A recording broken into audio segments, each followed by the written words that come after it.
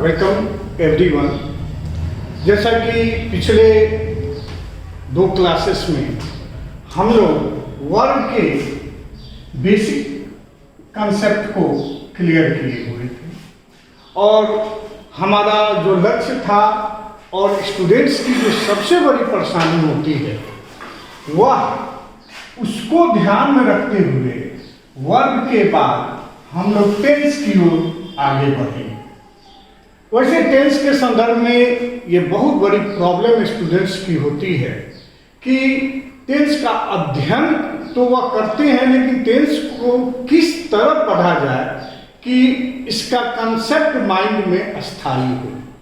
बहुत सारे ऐसे पॉइंट्स देखने को मिला है जिसमें ऐसा कहा जाता है कि 10 मिनट 5 मिनट में टेंस समाप्त हो जाए।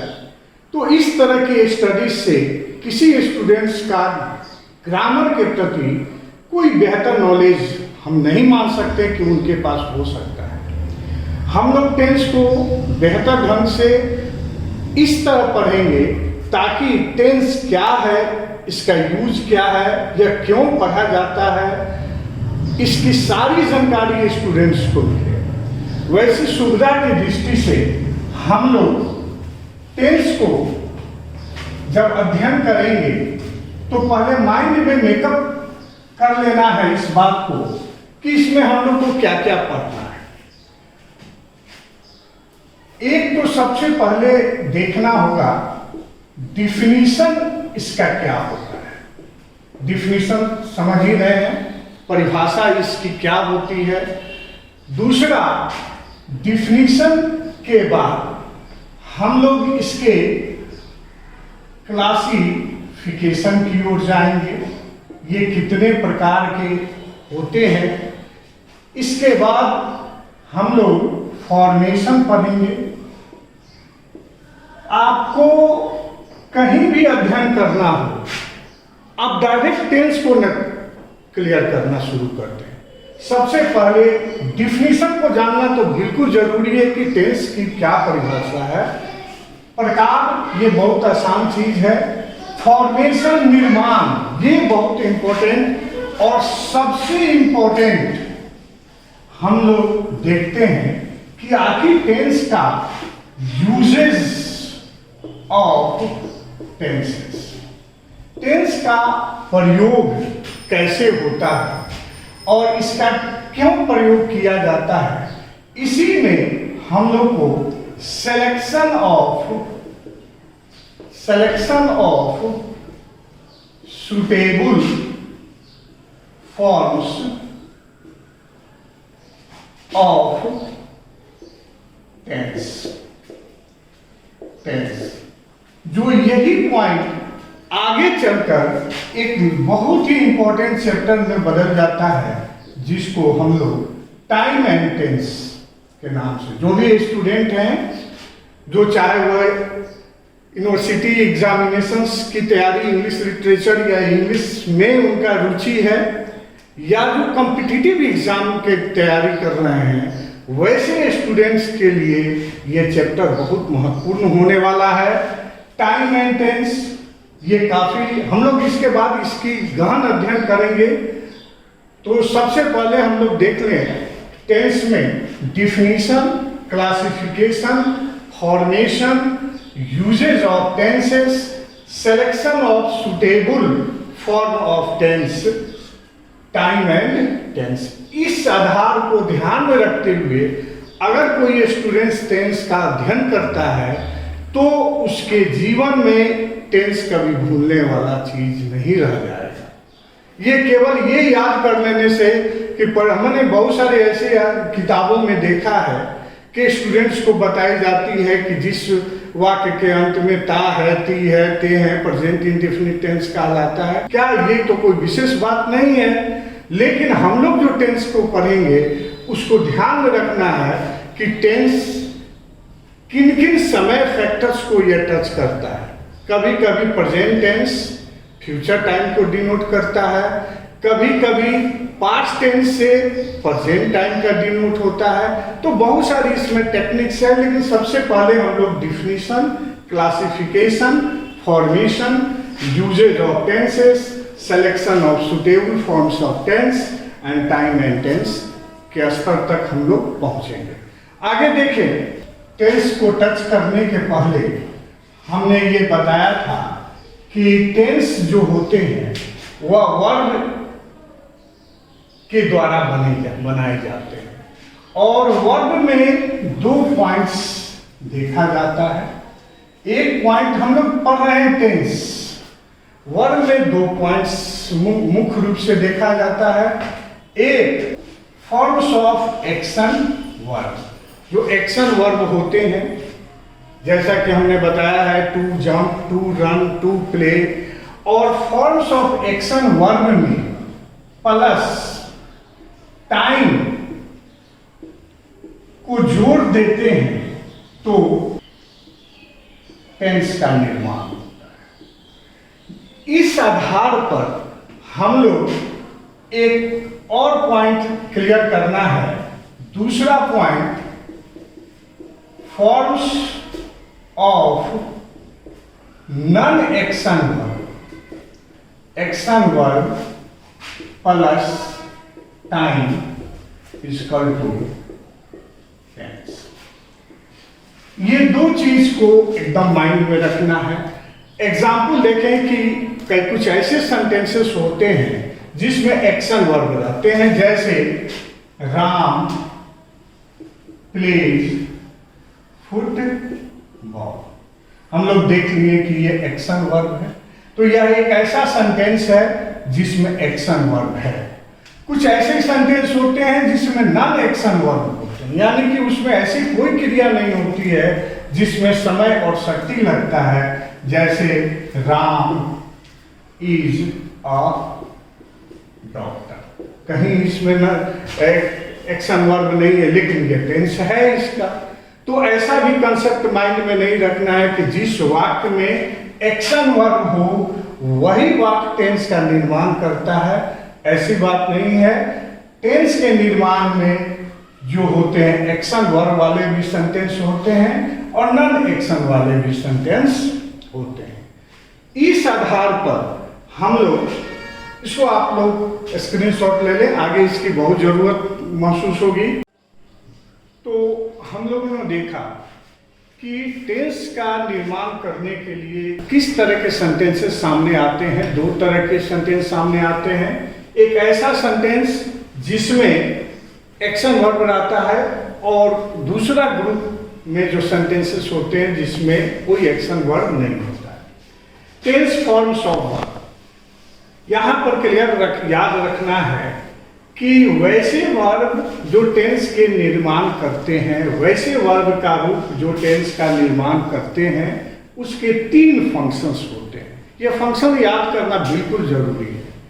पहला टाइम ऑफ एक्शन वर्ब, दूसरा स्टेट ऑफ बीइंग, होने की अवस्था, तीसरा स्टेट ऑफ हैविंग समथिंग। यहां गौर करना है, ही टीचेस इंग्लिश, ये time of action, he is a teacher, state of being, वह एक शिक्षक है या उसकी अवस्था को डिनोट करता है। ही हैज अ कार, यह किसी वस्तु को यानी कार रखने का भाव व्यक्त हो रहा है। तो जो स्टेट ऑफ बीइंग होते हैं या स्टेट ऑफ हैविंग होते हैं, एक्शंस वर्ब होते हैं, इन्हीं तीनों प्रकार के वर्ब से टेंस का निर्माण होता है। बाकी जितने भी वर्ब होंगे उनसे टेंस का निर्माण नहीं होगा। एक और एग्जाम्पल देखें, ही एट टू मच, वह बहुत अधिक खाया। ही वॉज वेरी हंग्री, वह बहुत भूखा था, अवस्था डिनोट किया या एक्शन डिनोट किया। उसके पास पैसे नहीं थे, ही हैड नो मनी। फिर यहाँ पर John will come here tomorrow, tomorrow कल जॉन यहाँ आएगा, वह एक सिंगर है, ही इज अ सिंगर, और he has lots of followers. तो यहाँ पर देखना है कि 3 types of verb, 3 types of verb की चर्चा है। एक वर्ब जिसको वर्ब टू एक्ट हमने पहले क्लियर कर चुके हैं। दूसरा वर्ब टू बी, जिसके अंतर्गत आते हैं be, is, are, am, was, were, been, B.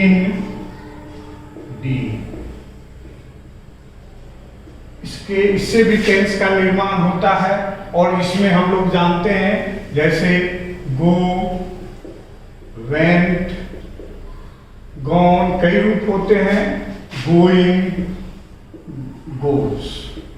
तो इतने रूप इसमें होते हैं। तीसरा जो ग्रुप है जिसको वर्ब टू है, जिसमें हैज, हैव, है।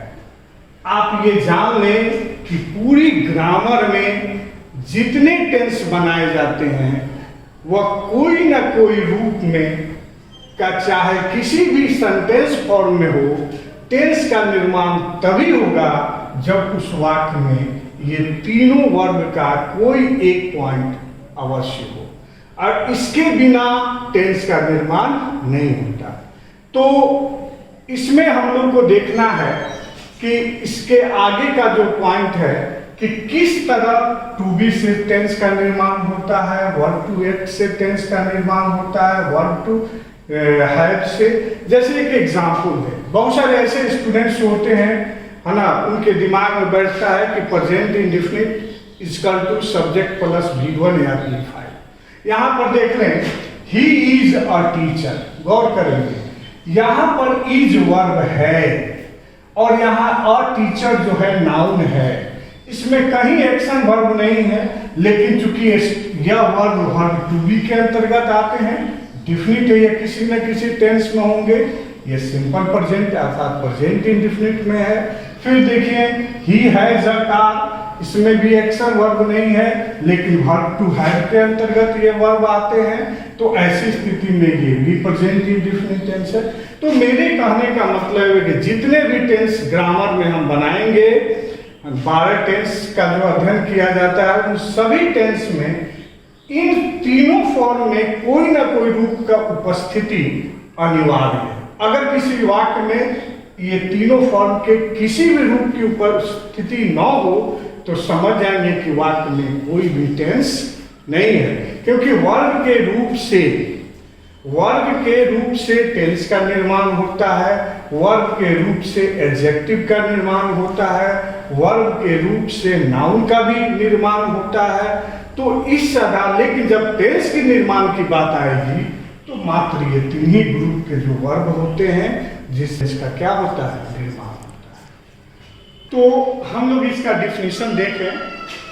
The form of a verb which shows the time of action, क्रिया का वह रूप जो एक्शन क्रिया के समय को, द स्टेट ऑफ बीइंग को and the state of having को दर्शाता है, उसे हम टेंस कहते हैं। एग्जाम्पल के माध्यम से आप ये कंसेप्ट एकदम माइंड में रख लें कि ही वर्क्स हार्ड, देख रहे हैं इसमें वर्क्स जो है टाइम ऑफ एक्शन है।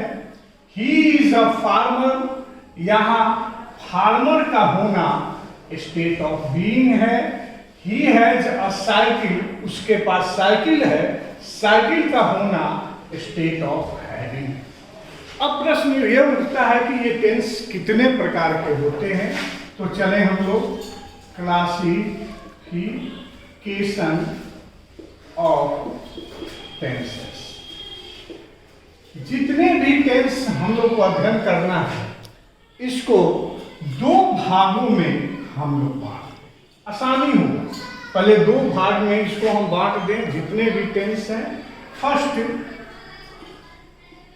प्रिंसिपल टेंसेस एंड नेक्स्ट सब टेंसेस।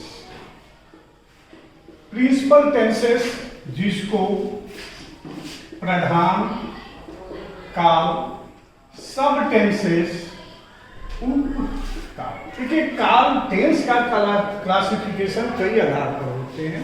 बहुत ऐसी किताबों में या बहुत जगह आप लोग देखे होंगे कि टेंस को डायरेक्ट 3 भागों में बांट दिया गया है, present tense, past tense, future tense. वह गलत नहीं है, लेकिन हमारी जो टेक्निक्स है, हम जो आपको बता रहे हैं उसको ध्यान में रखेंगे तो एडवांस टेंस पकड़ने में, एडवांस टेंस का स्टडी करने में काफ़ी सहूलियत होगी। प्रिंसिपल टेंसेस एंड सब टेंसेस, ये प्रिंसिपल टेंसेस को हम लोग कैसे क्लियर करेंगे, प्रिंसिपल टेंस क्या है और ये कितने प्रकार के होते हैं, ये हम लोग देख लें।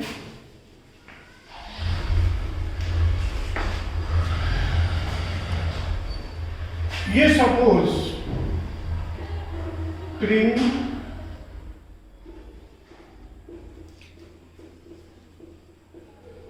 प्रिंसिपल टेंसेस, गौर से समझेंगे क्योंकि इसी ट्रिक से हम आगे की ओर ले जाएंगे। यह कंसेप्ट माइंड में, चूंकि यह एक समझ आइए कि यह एक क्लास की स्टडीज है और क्लास की स्टडीज का अध्ययन करने के लिए बिल्कुल टीचर के पढ़ाने के टेक्निक्स को समझना जरूरी होता है। मैटर जैसे जैसे क्लास आगे बढ़ेंगे बेहतर से बेहतर आपको इस चैप्टर में मैटर मिलेंगे जो आपके यूनिवर्सिटीज एग्जाम से लेकर कॉम्पिटिटिव एग्जाम के साथ साथ स्पोकन इंग्लिश में भी काफी सहायक होंगे। तो ये हो गया प्रिंसिपल टेंसेस और दूसरा सब टेंसेस। अब प्रिंसिपल टेंसेस को 3 भागों में बांटते हैं, 1, 2 और 3। पहला प्रेजेंट टेंस, दूसरा पास्ट टेंस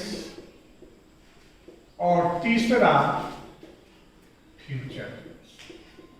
बहुत सारी किताबों में हमने पहले भी बताया कि डायरेक्ट टेंस को 3 भागों में बांट दिया गया है, सही है, आप उस तरह भी देख सकते हैं, लेकिन ये टेक्निक्स देखिए बिल्कुल स्पष्ट हो जाएगा। सबसे पहले हम लोग देख लें प्रिंसिपल टेंसेस में प्रेजेंट टेंस, पास्ट टेंस और फ्यूचर टेंस आते हैं। बड़े बड़े पैसेज बनाते समय हम लोग पैसेज के प्रथम सेंटेंस के स्ट्रक्चर को देखते हैं और स्ट्रक्चर के आधार पर भी हम लोग टेंस का सिलेक्शन करते हैं। दूसरा सब टेंसेस। सब टेंसेस जो होते हैं इनको 4 भागों में बांटा गया है। 3। पहला इंडेफिनिट टेंसेस, देख लें टेंसेस, ये प्लूरल फॉर्म है, इसका मतलब क्लियर है कि इसमें एक टेंस नहीं है, एक से अधिक है। दूसरा कंटीन्यूअस टेंसेस, तीसरा परफेक्ट टेंसेस, चौथा परफेक्ट कंटीन्यूअस टेंसेस। यानी प्रिंसिपल टेंस को हम लोग 3 भागों में बांट दिए, present tense, past tense, future tense. Indefinite tenses को 4 भागों में बांट दिए। इसको मान लिया PR, इसको मान लें P, इसको मान लें F। क्योंकि पढ़ाते समय हमको प्रेजेंट टेंस लिखना हो तो हम PR लिखें, यह कंसेप्ट माइंड में आपको बैठना चाहिए कि PR का मतलब प्रेजेंट टेंस। इसको मान लें 1, 2, 3, 4। अब देखें कि अगर हम लिखते हैं PR1 तो कंसेप्ट आपका क्लियर होना चाहिए। प्रेजेंट टेंस 1 मतलब इंडेफिनिट, प्रेजेंट इंडेफिनिट। दूसरा P1 पास्ट इंडेफिनिट, तीसरा F1। अब चूंकि पढ़ाते समय, क्योंकि ऑनलाइन के क्लास में टाइम की कमी होती है तो पूरे शब्दों को लिखने में समय ज्यादा लगेगा, इसीलिए ये ट्रिक माइंड में बैठा लें कि जहां PR1 लिखे आपके माइंड में होना चाहिए simple present, present indefinite. PR मतलब प्रेजेंट, 1 का मतलब indefinite, present indefinite, past indefinite, future indefinite.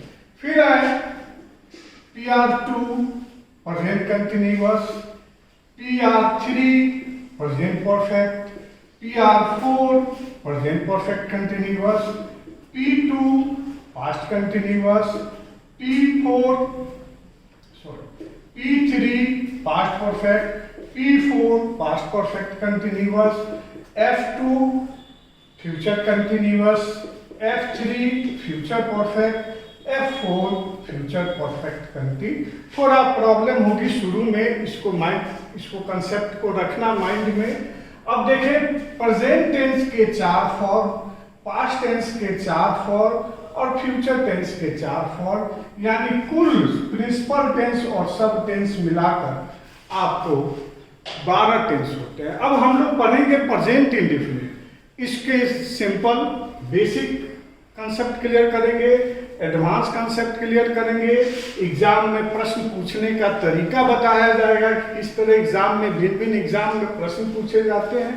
उसके बाद हम आपको प्रैक्टिस सीट भी हम ऑनलाइन के माध्यम से आपको हमने भेजेंगे प्रैक्टिस सेट, जिससे आप प्रैक्टिस करेंगे, आप उसका सॉल्यूशन करेंगे और फिर हम उसका आंसर शीट रिलीज करेंगे। इस तरह है अभी प्रोसेस हम लोग कर रहे हैं। मेरी भी इच्छा है कि जो आने में असमर्थ हैं, जो ऑनलाइन क्लास करने के लिए इच्छुक हैं, वह कम से कम पढ़ें। और साथ साथ मैं वैसे गार्जियंस को भी कहना चाहेंगे कि अपने बच्चों को कम से कम ये क्लास जरूर कहें कि क्लास करें, ताकि टेंस का कंसेप्ट उनका क्लियर हो। तो आगे का जो हम लोग का क्लास है वह चलेगा सिंपल प्रेजेंट। अब इसमें यहां से जो आपका क्लास जो है रन करेगा, आपके सारे प्रॉब्लम्स दूर होंगे। इसका basic studies, advance studies, question pattern और साथ साथ मैं इसके लिए प्रैक्टिस सेट भी आपको घर पर प्रोवाइड करूंगा ऑनलाइन के माध्यम से। ये हमारा जो क्लास होगा सिंपल प्रेजेंट का, वो अगले फिर सेशन में, अगले क्लास में हम लोग इसको डालेंगे कि सिंपल प्रेजेंट क्या है ना, इससे किस टाइम का। चूंकि ये स्टूडेंट्स की थोड़ा सा हम लोग देख लें, स्टूडेंट्स के दिमाग में रहता है कि चलो भाई सिंपल प्रेजेंट है तो इसका प्रेजेंट इंडेफिनिट टेंस है, तो इसका जो समय का जो पॉइंट होता है प्रेजेंट इंडेफिनिट से वर्तमान समय का बोध होता है। तो ये कंसेप्ट को हमको दूर करना है कि प्रेजेंट इंडेफिनिट एक ऐसा टेंस माना जाता है, पूरे ग्रामर में एक ऐसा टेंस माना जाता है जिसमें पास्ट टाइम को भी डिनोट किया होता है, प्रेजेंट टाइम भी डिनोट होते हैं और फ्यूचर टाइम भी डिनोट होते हैं। प्रेजेंट इंडेफिनिट एक ऐसा टेंस है जिसमें पास्ट फॉर्म यानी पास्ट के एक्शन को भी दर्शाता है, प्रेजेंट के एक्शन को भी दर्शाता है और फ्यूचर के भी एक्शन को दर्शाता है। ये जो अध्ययन करेंगे, इसके कंसेप्ट को क्लियर करेंगे अगले क्लास में। Thanks for watching.